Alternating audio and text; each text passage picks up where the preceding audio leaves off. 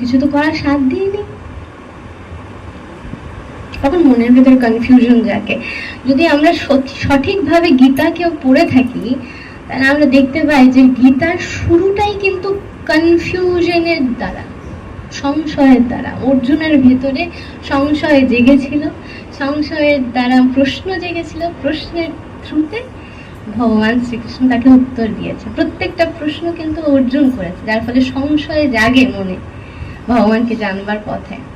আর এই সমস্ত যখন আস্তে আস্তে ঘাটাঘাটি আমরা করতে থাকি ভগবানকে পাওয়ার জন্য, কারণ সবার ভেতরে, আপনারা যারা এখানে এসেছেন ভক্তরা, তাদের সবারই তো নিশ্চয়ই একই উদ্দেশ্য, মাধবকে পাবো। মাধবকে পেতে গেলে এত কিছু করতে হয়, কি করে করবো এত কিছু? একটা শর্টকাট বলে দিই, আর মানুষ তো সবাই শর্টকাট খোঁজে মাধবকে জানার জন্য। একটা শর্টকাট আছে, একবারই বলবো, ঠিক আছে? थिरक थिरक पद धरत जात सखी घूंघट पट सो करत घात मृग नयनी।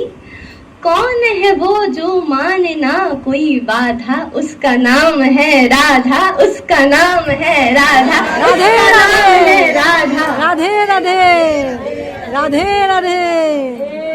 जय जय श्री राधे, जय जय श्री राधे।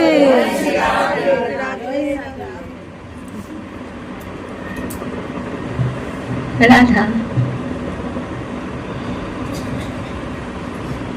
রাধা নামের শর্টকাট যে জেনে গেছে, তখন ভগবান বিপদে পড়ে যায়, মাধব বিপদে পড়ে যায় যে সর্বনাশ করেছে, এই শর্টকাট কে দিল তাকে। কিছু জানতে হবে না, কোনো জ্ঞান লাভ করতে হবে না, কোনো কিছু করতে হবে না, তার মন বাহু তুলে রাধার